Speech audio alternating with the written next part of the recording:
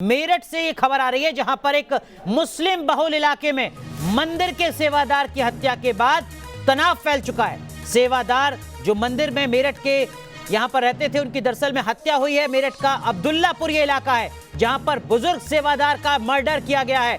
सिर्फ मर्डर ही नहीं, तिलक और गेरुआ कपड़ा पहनने पर भी दरअसल में विवाद हुआ था, इस तरीके की जानकारी मिल रही है। और अब पुलिस ने अनस नाम के आरोपी को पकड़ा है। पूरे इलाके में पुलिस और पीएसी की तैनाती हो चुकी है। कुछ इसी तरीके की तस्वीर हमने देखी थी महाराष्ट्र के पालघर में, और कुछ इसी तरीके के हालात अब नजर आए हैं दिल्ली के नजदीक पश्चिमी उत्तर प्रदेश के मेरठ से। तो इस वक्त की बड़ी खबर जिसकी पल पल की अपडेट न्यूज नेशन लगातार आप तक पहुंचाता रहेगा। आपको बता दें कि पालघर में साधुओं की निर्मम हत्या का मामला अभी तक शांत नहीं हुआ है, और अब मेरठ से भी कुछ ऐसी खबर ने हर किसी को परेशान कर दिया है। मेरठ के अब्दुल्लापुर में शिव मंदिर के एक बुजुर्ग सेवादार की कुछ बदमाशों ने हत्या कर दी। ये इन्होंने गाली वाली दे दी हैं, तो उनने बजाना शुरू कर दिया। अपराधी से जो है सब जेल जाएंगे, कोई बचे। यही छेड़खानी के भाई कभी मर जाके कांति हो जाएगी शांति। उन्हें इस तरह से टॉर्चर करते थे। तिलक लगाने पर पिटाई की साजिश, गेरुआ कपड़ा पहनने पर बुजुर्ग की हत्या। मेरठ में पालघर पार्ट 2 से सनसनी। मंदिर की सेवादारी करने वाले 65 साल के पुजारी कांति प्रसाद की हत्या के बाद मेरठ सदमे में है। पुजारी की हत्या के बाद से घर उजड़ चुका है, परिवार मातम में है। चिता से उठते इस धुएं ने मेरठ की आबोहवा को गर्म कर दिया है, और कई सवाल शहर को परेशान कर रहे हैं। मेरठ के अब्दुल्लापुर में बने मंदिर की साफ सफाई और देखरेख करते थे बुजुर्ग कांति प्रसाद। जानकारी के मुताबिक बुजुर्ग कांति प्रसाद का तिलक लगाना और गेरुआ कपड़ा पहनना कुछ लोगों को इतना नागवार गुजरा कि उन्होंने कांति प्रसाद की निर्मम हत्या कर दी।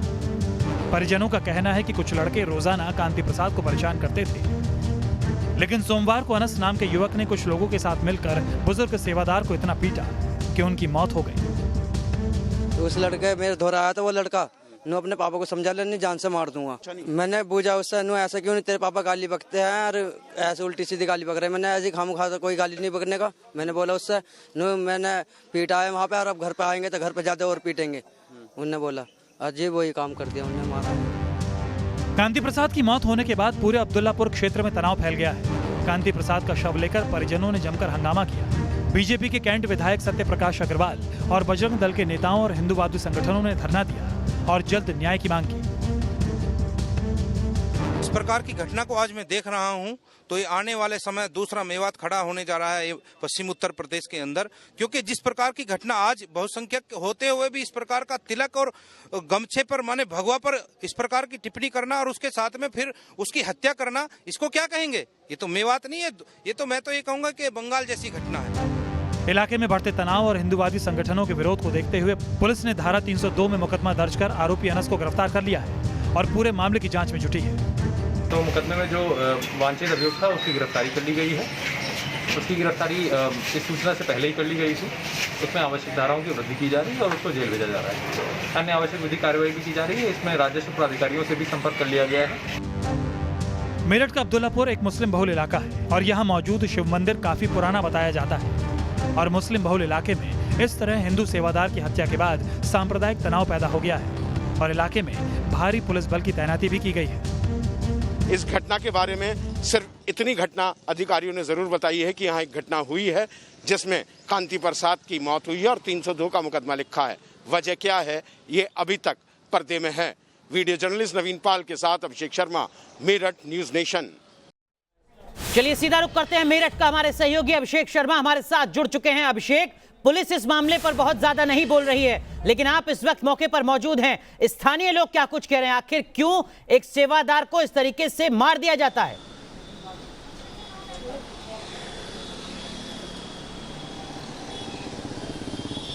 हाँ देखिए अनुराग, मैंने जितने भी लोगों से बात की, शमशान घाट पे भी मैं गया था जहाँ अंतिम संस्कार हो रहा था। तमाम जितने भी लोग थे, नेताओं से लेकर आम लोग, और यहाँ तक कि वहाँ क्षेत्र के जो सभासद हैं वो भी मुस्लिम हैं, उन्होंने भी इस बात की तस्दीक की कि इन कांति प्रसाद को, जो बेहद बुजुर्ग थे, शालीन थे और पुजारी लॉकडाउन की वजह से नहीं आ रहा था 4 महीने से, खुद ही मंदिर की साफ सफाई करते थे। उनके तिलक, उनके गेरवा, गमछे और उनकी दाढ़ी को लेकर लगातार टिप्पणी होती थी, उन्हें छेड़ा जाता था, उन्हें कई बार पत्थर भी मारे गए हैं, उनको लड़के छेड़ते थे। और अनस, जिसका नाम इस पूरी घटना में सामने आया, उसे पुलिस ने गिरफ्तार तो कर लिया है, लेकिन सोमवार की ये घटना है, 2 बार पीटा गया। एक बार जब बुजुर्ग कांति प्रसाद बिजली का बिल जमा कराकर वापस लौट रहे थे, तब उनको रास्ते में घेर के पीटा गया।